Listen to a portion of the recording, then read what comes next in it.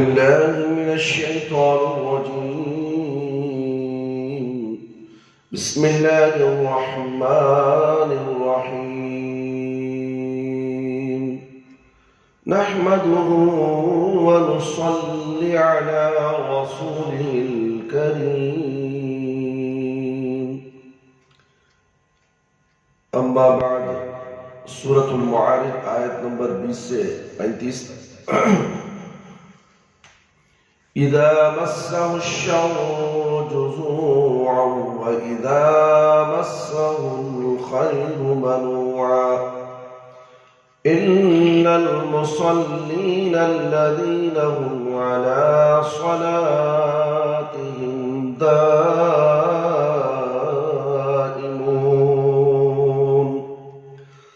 والذين في أموالهم حق معلوم للسائل والمحروم والذين يصدقون بيوم الدين والذين هم من عذاب ربهم مشفقون إن عذاب ربهم غير مأمون والذين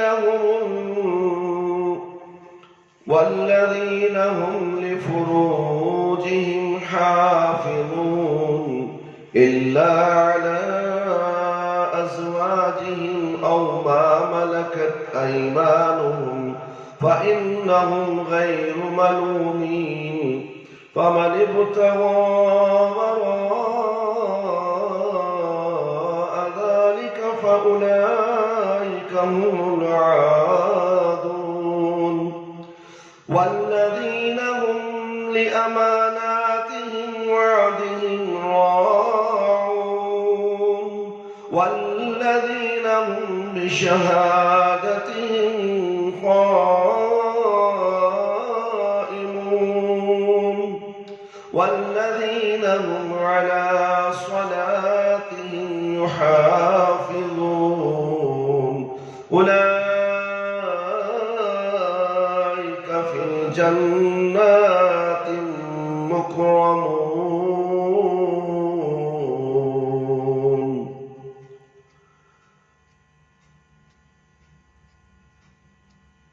إذا مسه الشر جزوعا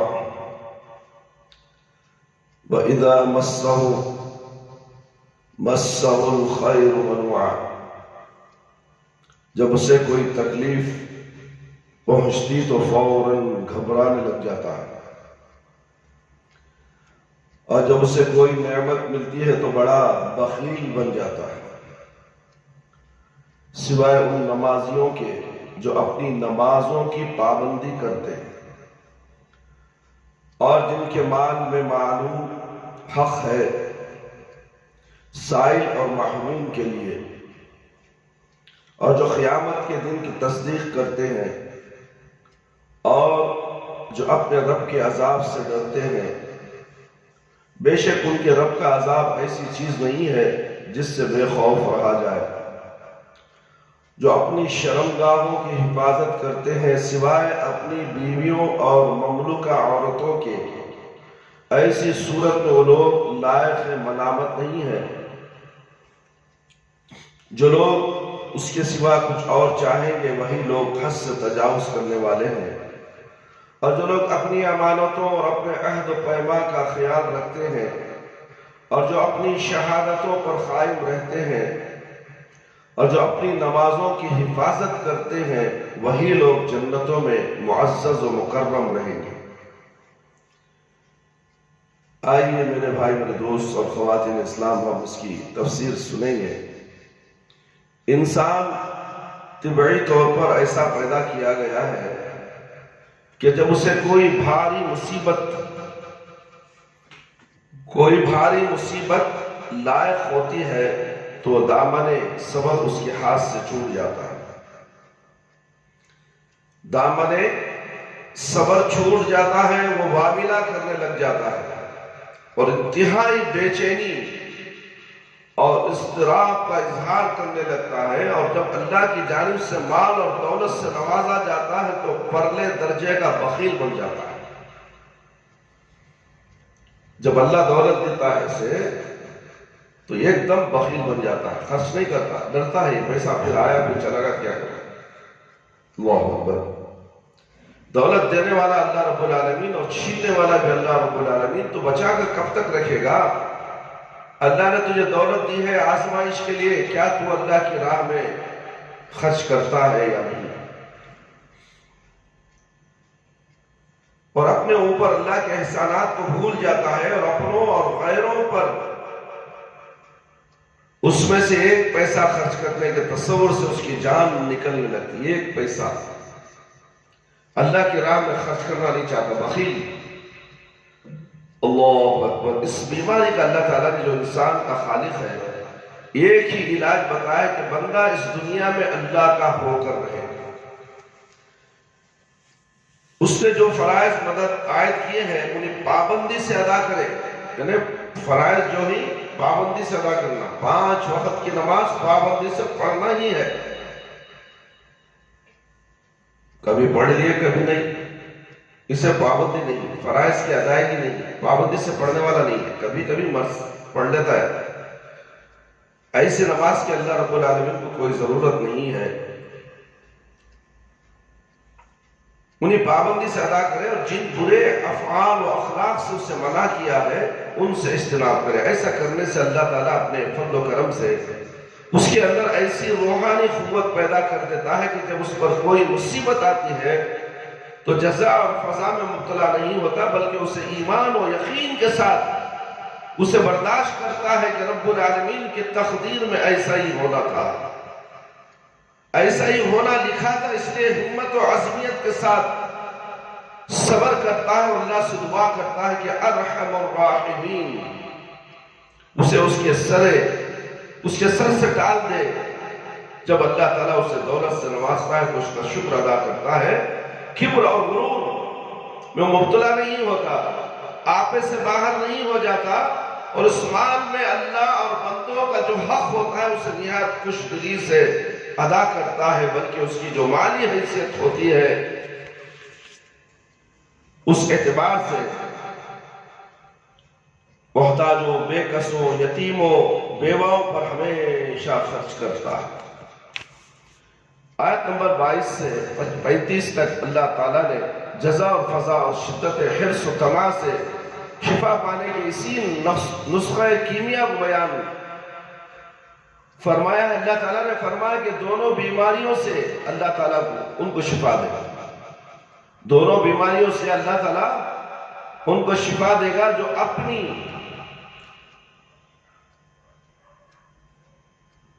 نمازیں پابندی کے ساتھ اور اس کے ارکان، شروط اور سنن کی رعایت کرتے ہوئے ادا کرتے ہیں۔ دوسرا، ان کے مال میں اللہ نے مانگنے والوں اور محروموں کا جو حق مقرر کیا ہے اسے بطیب خاطر ادا کرتے ہیں۔ تیسرا، بعث بعد الموت، روز قیامت اور اس دن کے جزا و سزا پر ایمان رکھتے ہیں۔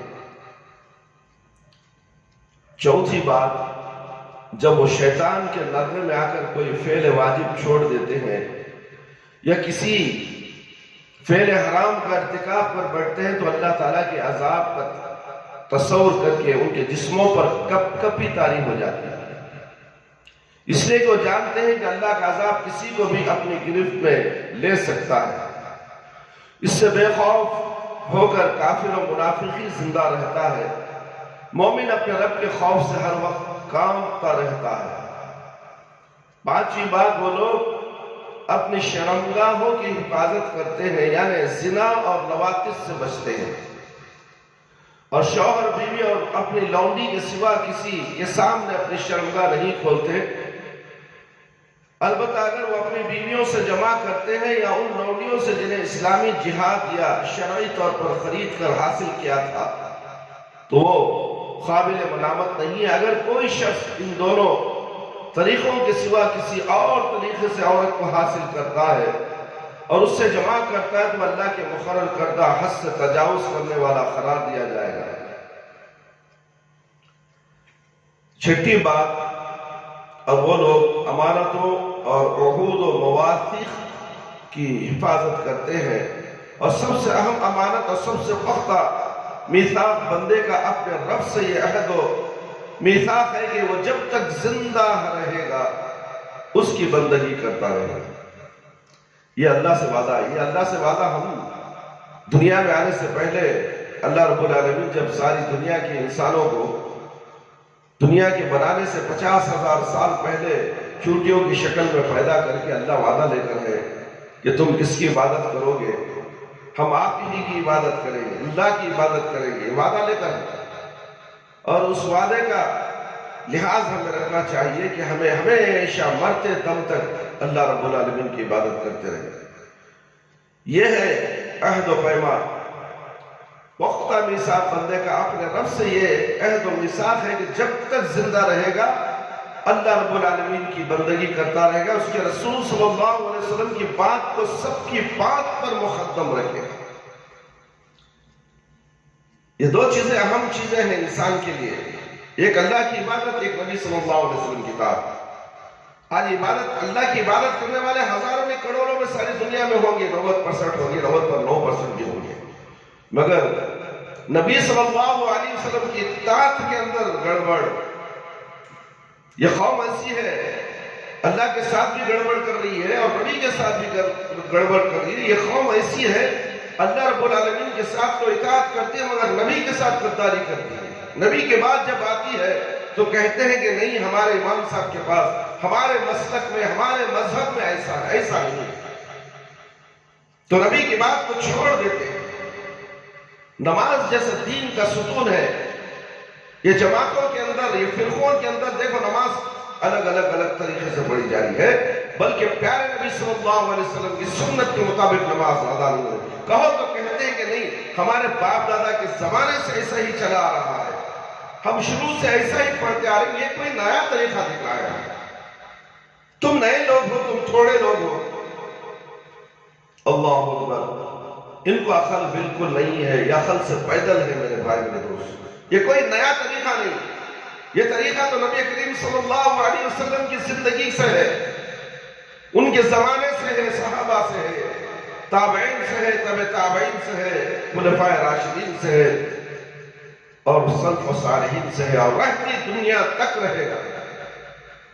اور طریقے تو تمہارے نئے نئے طریقے ہیں جو دنیا میں ایجاد تم نے کر لیے اور اسلام کے نام پر لوگوں کے ذہنوں میں تھوپ دیا گیا۔ جب نماز ہی تمہاری صحیح نہیں ہے تو پھر آگے تمہارا کیا حال ہوگا، تمہارا انجام کیا ہوگا، تمہیں ذرا غور کرو میرے بھائی میرے دوست۔ یا اسی لیے یہ عہد و پیمان کو یاد دلایا جا رہا ہے، آخری دم میں زندہ رہے تک اللہ رب العالمین کی ہی بندگی کرنا ہے اور پیارے نبی صلی اللہ علیہ وسلم کی اطاعت و فرمانبرداری کرنا ہے، اس کے سوا دوسرا چارہ نہیں ہے میرے بھائی میرے دوست۔ نبی کے بعد آگے بات، اس کے آگے کوئی بات نہیں۔ نبی صلی اللہ علیہ وسلم کا نام آئے بعد رک جاؤ، ان کے آگے کسی انسان کا نام ہرگز آگے مت بڑھاؤ، یہاں تک کہ نبی کریم صلی اللہ علیہ وسلم سے زیادہ بات چیت مت کرو، اونچی آواز میں بات کرنے کا حکم نہیں ہے۔ جب نبی صلی اللہ علیہ وسلم کے حدیث پیش کرے تو کہتے ہیں کہ یہ حدیث میں اب تک سنیاچ نہیں، مجھے معلوم ہی نہیں۔ ارے گدھے، تجھے کیا معلوم؟ تجھے کبھی فرصت ہوئی نا حدیث پڑھنے کی، حدیث سننے کی؟ تو دروسوں سے بھاگنے والا شیطانوں میں سے ایک شیطان ہے، تو پھر تجھے حدیث کہاں سے یاد آئے؟ دروس میں بیٹھنا نہیں چاہتے، دروس سننا نہیں چاہتے۔ اتنے بڑے نوجوان ہو چکے ہیں، چہروں پر داڑیاں نہیں ہیں، چہرے صاف کرتے ہیں، شیونگ کرتے ہیں، بالوں کو نہیں بڑھاتے، داڑھی کو بڑھاؤ اور مونچھوں کو کٹ کرنے کا حکم ہے، کترنے کا حکم ہے، مگر تم داڑھی بھی صاف، مونچھیں بھی صاف، تم نہ جانے کن کن کی مشاہبت کرنے لگ جاتے ہو۔ کیا دکھانا چاہتے ہو اللہ رب العالمین؟ کہ میں داڑھی کے بغیر اتنا خوبصورت ہوں؟ اللہ کے نبی صلی اللہ علیہ وسلم کا چہرہ تو پوری داڑھی سے پوری سینے میں بھرا ہوا تھا، ساری دنیا کی خوبصورتی اللہ کے نبی کے صلی اللہ علیہ وسلم کے چہرے پر تھی، اور تم داڑھی مڈا کر خوبصورت سمجھتے ہو۔ اسی لیے کہا جاتا ہے کہ پیارے نبی صلی اللہ علیہ وسلم کی اطاعت و فرما برداری کرو، اور ساتویں بات، وہ لوگ اپنے پاس موجود شہادتوں کو نہیں چھپاتے، بلکہ جب ان کی ضرورت پڑتی ہے تو حکام کے سامنے انہیں بے کم اوقات ادا کرتے ہیں۔ آٹھویں بات میرے بھائی میرے دوست بول کر اپنی بات کو ختم کرتا ہوں، اور وہ لوگ اپنی پنجگانہ نماز، 5 وقت کی نماز، پنجگانہ 5 وقت کی نمازیں شروط و ارکان کا التزام کرتے ہوئے خشوع اور خضوع، طمانینت اور رکوع سجدہ اور قیام میں اعتدال کا لحاظ کرتے ہوئے ان کے مقررہ محدد اوقات میں ادا کرتے ہیں۔ دیکھیں اب یہاں کیا لفظ ہے؟ خشوع اور خضوع ہونا، شرائط کیا ہے؟ رفع دین، سینے پہ ہاتھ، آمین زور سے بولنا۔ پہلی رکعت میں تو کوئی بھی آمین نہیں بولے، خاموش کھڑے تھے۔ افسوس ہوا کسی کی آواز نہیں آ رہی پیچھے سے، یعنی کہ گونگے ہو چکے تھے۔ تو آمین بول رہا تھا، تجھے کیا تکلیف تھی؟ تو بھی خاموش۔ آمین اگر بولیں گے امام کے ساتھ، فرشتے بھی آمین بولتے ہیں، تم بھی آمین بولو، تمہارے گناہ پتوں کی طرح جھڑ جاتے ہیں، اللہ تمہاری قبول کر لیتا ہے۔ وہ سورہ فاتحہ ایک دعا ہے میرے بھائی میرے دوست۔ آمین سے چڑھ تو ان مشرکین کو ہے۔ آمین زور سے بولی جاتی ہے، آمین، آواز گلوں میں سے آواز نہیں نکلتی۔ یہ کہاں ہوئی نماز نبوی؟ یہ دنیا کی نماز ہو گئی۔ یہی کہا جا رہا ہے اپنی پنجگاہ نمازیں شروط اور اراکین کا التزام کرتے ہوئے خشوع اور خضوع، طمانینت اور رکوع سجدہ، اطمینان سے رکوع، اطمینان سے کھڑے ہو جاؤ۔ اللہ رب العالمین کے سامنے ہم کھڑے، کان یرفع یدیہ، رفع دین کرتے ہوئے اطمینان سے کھڑے ہو جاؤ، اور پھر سجدے کو جاؤ تو اطمینان سے جاؤ، جلد بازی میں نہیں۔ پہلوان کی طرح گئے، پہلوان کی طرح اٹھ کر کھڑے گئے۔ ٹھوک مارنے والی نمازیں چھوڑ دو، اور نبی کریم صلی اللہ علیہ وسلم کی نمازوں کا جائزہ لوگے تو تم ٹھوک مارنے نماز نہیں پڑھو گے۔ نمازوں میں اعتدال لیول ہونا چاہیے، زیادہ کم بھی نہیں، زیادہ بھی نہیں، اطمینان سے سکون کے ساتھ اعتدال کے ساتھ نماز کو ادا کرو۔ اٹھنا بیٹھنا، قیام، سجود، رکوع، تشہد، سب اطمینان سے، اور اس کے اوقات میں ہی پڑھنا ہے۔ سمجھ میں آ رہا ہے؟ فجر کی نماز اندھیرے میں پڑھنا ہے، اجالے میں پڑھے تو، اور جتنے بھی فرقے ہیں وہ سب اجالے میں پڑھتے ہیں۔ 6 سوا 6 بجے جماعت ہوتی ہے، 6:30 کو سورج طلوع ہوتا ہے۔ اجالے میں پڑھنے والی نماز کعبۃ اللہ میں، مدینے میں فجر میں اندھیرے میں نماز پڑھتے ہیں، ان کو یہ غلط ٹھہراتے ہیں۔ اور رمضان آتے ہیں 20 رکعت واجب، دیکھو مکے میں 20 رکعت، ارے فجر کی نماز وہ جلد دیر سے پڑھ، اندھیرے میں پڑھ رہی، اسے یاد نہیں آ رہا ہے، رفع دین کر رہی، سینے پر ہاتھ بن رہی، وہ بولتا نہیں، وہ لینا چاہتا نہیں۔ ان کے مذہب پر جو 20 رکعت ہے وہ مکے سے مشاہبت کراتا ہے کہ دیکھو مکے میں 20 رکعت پڑھ رہی، تمہیں 8 رکعت پڑھ رہی۔ یہ نہ جانے کیا کیا فساد کرنے والے دین کے اندر، ایک چیز کو پکڑتے ہیں تو ایک چیز کو چھوڑ دیتے ہیں۔ اللہ رب العالمین ان ایسے ڈھونگی عبادت گزاروں سے اللہ تعالی ہماری حفاظت فرمائے۔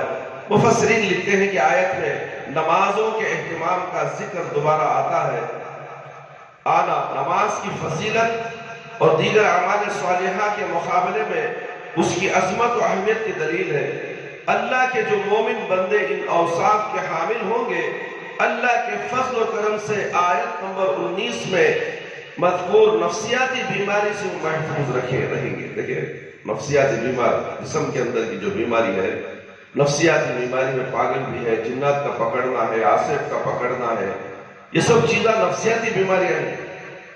اللہ تعالیٰ اس سے بھی بچا لے گا۔ 5 وقت کی نماز پابندی سے تم خشوع اور خضوع کے ساتھ پیارے نبی صلی اللہ علیہ وسلم کے بتائے ہوئے طریقے سے اگر تم نماز 5 وقت کی پڑھ لو گے، اس لیے اس نماز کو بڑی اہمیت دی گئی ہے۔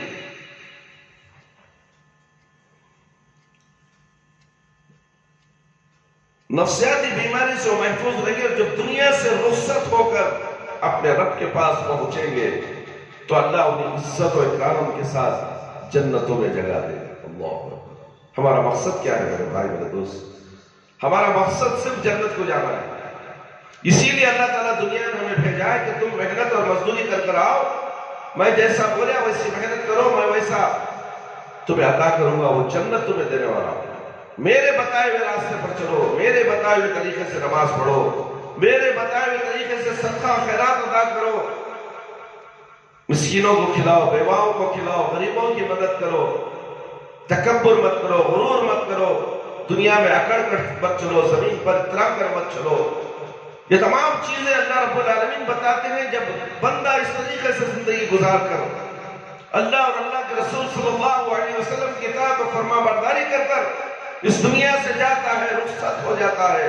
ہر ایک کو مرنا ہے، کل نفس ذائقۃ الموت، ہر انسان کو موت کا مزہ چکھنا ہے، کوئی اس سے بچنے والا نہیں، امیر غریب بادشاہ کوئی نہیں بچے گا، سب کو مرنا ہے، موت کے گھاٹ اترنا ہے۔